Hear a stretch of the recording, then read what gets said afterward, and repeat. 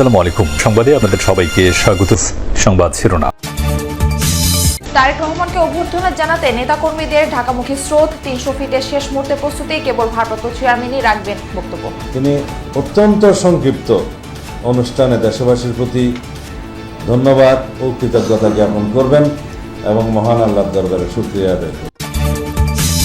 এনডিপির Redwan, NDM এর রবি হাজ্জাজ, ববি হাজ্জাজ ও এনপিপির রফিকুজ্জামান লড়বেন ধানের শীষে। আসন সমঝোতা হয়েছে মান্নান, সাইফুল, নূর রাশেদের সাথে। 24 জুলাই আগস্টে রামপুরায় 28 জনকে হত্যা মামলার বিচার শুরু। যাত্রাবাড়িতে টাইম খুনের মামলায় 11 জনের বিরুদ্ধে অভিযোগ দাখিল। আওয়ামী লীগ আমলে সরকারি বেসরকারি 6টি সৌর বিদ্যুৎ প্রকল্পে দুর্নীতি হয়েছে প্রায় 3000 কোটি টাকার, বলছে টিআইবি। অনেকের যোগসাজশের হয় অনিয়ম। সব জল্পনা কল্পনার অবসান ঘটিয়ে কাল দেশে ফিরছেন বিএনপির ভারপ্রাপ্ত চেয়ারম্যান তারেক রহমান। তাকে রাজস্বিক অভ্যর্থনা জানাতে প্রস্তুত দলটির নেতাকর্মীরা। রাজধানী 300 ফিট সড়কে মঞ্চ নির্মাণের কাজ প্রায় শেষ, চলছে শেষ মুহূর্তের প্রস্তুতি। তারেক রহমানের আগমন উপলক্ষে সকাল থেকে বিভিন্ন সড়ক দিয়ে রাজধানীতে আসছেন বিএনপির নেতাকর্মীরা। কেউ দলগতভাবে, কেউ বা আসছে ব্যক্তিগত উদ্যোগে। এরই মধ্যে সংবর্ধনা স্থল 300 ফিট এলাকায় ভিড় করেছেন অনেকে। কেউ কেউ মঞ্চের সামনে থেকে প্রিয় নেতাকে দেখার জন্য আজ রাতে 300 ফিটে থাকার সিদ্ধান্ত নিয়েছেন। বাংলাদেশ সময় আজ রাত 12টায় সপরিবারে লন্ডন থেকে ঢাকার উদ্দেশ্যে রওনা হবেন তারেক রহমান। 2008 সালের 11 সেপ্টেম্বর চিকিৎসার জন্য লন্ডনে যান বিএনপির ভারপ্রাপ্ত চেয়ারম্যান। আমি আসলে গতকালকে রাত্রে আসছি। আমি আসছি কুমিল্লা চট্টগ্রাম থেকে। আমরা এত যে আনন্দিত এটা বলার বাহির। আপনারা দেখতেছেন এখানে যে আমাদের যে দলীয় কর্মীরা আসছে, ওনাদের আনন্দকর মুহূর্তগুলো দেখেই বুঝতে পারতেছেন আমরা কতটা আনন্দিত। আমার নেতা তারেক রহমান বীরের মতো দেশে চলে আসছে। আমি আজ চলে আসছি তারেক রহমানের জন্য, আমার নেতা তারেক রহমানের দেখার জন্য। 300 ফিটের সমাবেশে বিএনপির ভারপ্রাপ্ত চেয়ারম্যান তারেক রহমান ছাড়া আর কেউ বক্তব্য রাখবেন না। জনদুর্ভোগ লাঘবেই রাজধানীর 300 ফিট সড়কের সার্ভিস লেনে কৃতজ্ঞতা জ্ঞাপনের আয়োজন করা হয়েছে, এমনটা জানিয়েছেন অভ্যর্থনা কমিটির আহ্বায়ক সালাউদ্দিন আহমদ।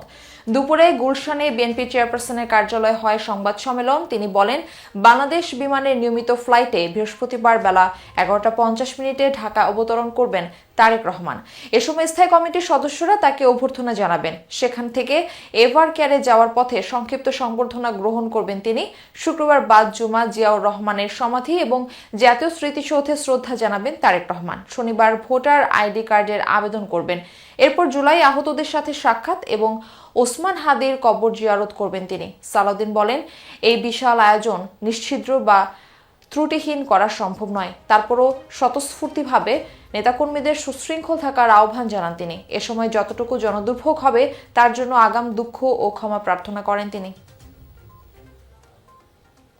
শুধুমাত্র দেশবাসীর প্রতি তার আন্তরিক কৃতজ্ঞতা প্রকাশ ও দেশনেত্রী সহ দেশের সকলের কল্যাণ কামনায় দোয়ার অনুরোধের অনুষ্ঠান। সেই আয়োজনে তিনি ছাড়া আর দ্বিতীয় কোনো বক্তা থাকছেন না। সকল ধরনের সহায়তার জন্য সরকার তার বিভিন্ন বাহিনী এবং সংস্থাগুলোকে নির্দেশনা দিয়েছে। এসএসএফ সরকারের একটা অংশ। আমরা স্পেসিফিক্যালি আমাদের ভারপ্রাপ্ত চেয়ারম্যান নিরাপত্তার জন্য আমরা এসএসএফ কখনো নির্দেশন দিই নাই। দীর্ঘদিন পর দেশে ফিরছেন বিএনপির ভারপ্রাপ্ত চেয়ারম্যান তারেক রহমান। তাকে বরণে দেশের বিভিন্ন স্থান থেকে ঢাকামুখী নেতাকর্মীরা। এরই মধ্যে বিভিন্ন জেলা থেকে ঢাকার উদ্দেশ্যে রওনা দিয়েছে নেতাকর্মীদের বহর। কোথাও কোথাও দুপুর বা বিকাল থেকে বাসগুলো রওনা দেবে। সকাল থেকে রাজধানী ঢাকার প্রবেশ দ্বারগুলোয় তেমন একটা ভিড় ছিল না, তবে বেলা বাড়ার সাথে সাথে নেতাকর্মীদের বহনকারী যানবাহনের সংখ্যা বাড়বে। ঢাকা ময়মনসিংহ, ঢাকা চট্টগ্রাম ও ঢাকা আরিচা সহ সকল সড়ক মহাসড়কে সতর্ক অবস্থানে ট্রাফিক ও হাইওয়ে পুলিশ।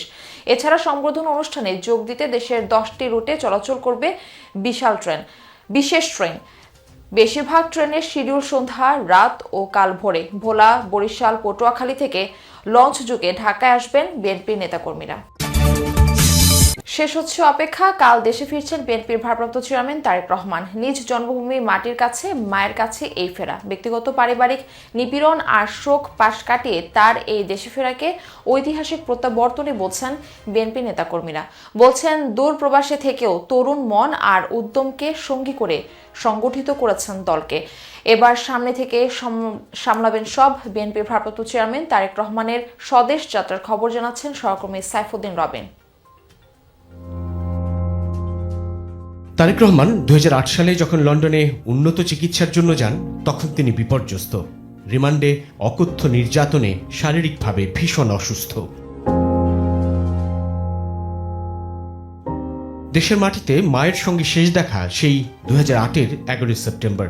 বিশেষ কারাগার থেকে মুক্তি পেয়েই খালেদা জিয়া ছুটে যান বাংলাদেশ মেডিকেল বিশ্ববিদ্যালয়ে চিকিৎসাধীন ছেলে তারেককে দেখতে।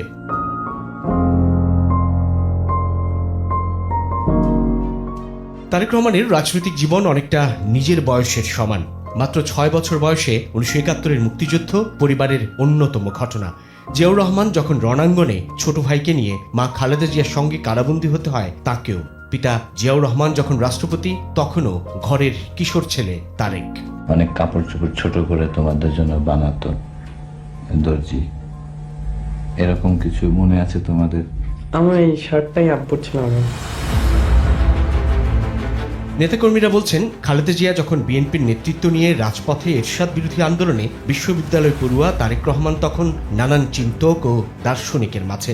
Socrates, Plato, Aristotle, Thomas Hobbes, John Locke, Rousseau থেকে ভলতেয়ার কিংবা কার্ল মার্কস, বিশ্ব রাজনীতি আর মানুষের অধিকারের পাঠ থেকে নিজেকে ঋদ্ধ করছিলেন তিনি। খালেদা জিয়ার সঙ্গে কয়েকবার গৃহবন্দীও হতে হয় তাঁকে। বাংলাদেশি জাতীয়বাদটা এমন একটা জিনিস যে বাংলাদেশকে নিয়ে যারা ভালোবাসে, যারা বাংলাদেশকে লালন করে, বাংলাদেশকে মনে প্রাণে বিশ্বাস করে, বাংলাদেশকে সবার উপরে রাখতে চায়। বাংলাদেশের স্বাধীনতা সার্বভৌমত্বের প্রশ্নে বিন্দু পরিমাণ আপোষ করেনি, সেটা হচ্ছে জিয়া পরিবার। এই আধিপত্যের বিরুদ্ধে, সাম্রাজ্যবাদের বিরুদ্ধে এবং তাবেদারের বিরুদ্ধে লড়াই করেছেন, সংগ্রাম করেছেন। এটাকে পারিবারিকভাবে বলার কোনো কারণ নাই। কারণ হলো একটি, বহুদলীয় গণতন্ত্র, স্বাধীনতা সার্বভৌমত্ব এবং বাংলাদেশের জাতীয়তাবাদ। এর ফলেই মানুষের আকাঙ্ক্ষাটা এবং মানুষের আস্থার জায়গাটা বেশি। আনুষ্ঠানিক রাজনৈতিক যাত্রা শুরু 1988-তে। পিতৃভূমি বগুড়ার গাবতলী উপজেলা বিএনপির প্রাথমিক সদস্য হিসেবে। 91-এর নির্বাচনে যোগ দেন প্রচারণায়। 2001-এর নির্বাচন পূর্ব সময়েই তৃণমূলের সমস্যা চিহ্নিত করা ও সমাধানের লক্ষ্যে বুদ্ধিবৃত্তিক আলোচনা শুরু করেন তারেক রহমান। 2002-এ ধীরে ধীরে দলের নেতৃত্বে সিনিয়র যুগ্ম মহাসচিব হয়ে 2005 থেকে ছুটে বেড়ান গ্রামে গঞ্জে, পথে প্রান্তরে।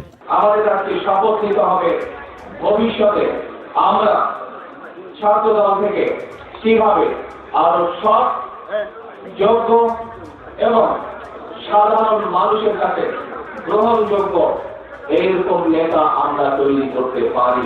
তারেক রহমান তৃণমূল সংগঠন যে করেছিলেন, কতজন মানুষ আছে, কোন গ্রামে কয়টা গরু আছে, কোন গ্রামে কয়টা পুকুর আছে, কোন গ্রামে কি আছে, সব কিছু সেগুলি ছিল তার কাছে। সে শুরু করে দিয়েছিল অলরেডি। এরপর আসে আলোচিত 2007। রিমান্ডে গুরুতর অসুস্থ হয়ে 3 সেপ্টেম্বর মুক্তি পেলেও ঘরে ফেরা হয়নি। হাসপাতাল থেকেই 11 সেপ্টেম্বর চলে যেতে হয় যুক্তরাজ্যের লন্ডনে।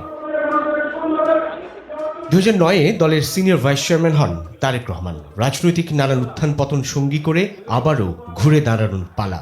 কর্মীরা বলছেন, উন্নত দেশে বসে উন্নয়নশীল বাংলাদেশ নিয়ে ভেবেছেন। নিপীড়ন, নির্যাতন, গুম খুনের শিকার দলের নেতাকর্মীদের নিয়ে দুশ্চিন্তার মধ্যেও ভর করেছেন সাহসে। আগামী যে সময়টা আসছে এটা কিন্তু একটা পরিবর্তনের সুযোগ। আমরা যদি এইবার দেশটাকে পরিবর্তন করতে পারি তাহলে আমরা এগিয়ে যাব।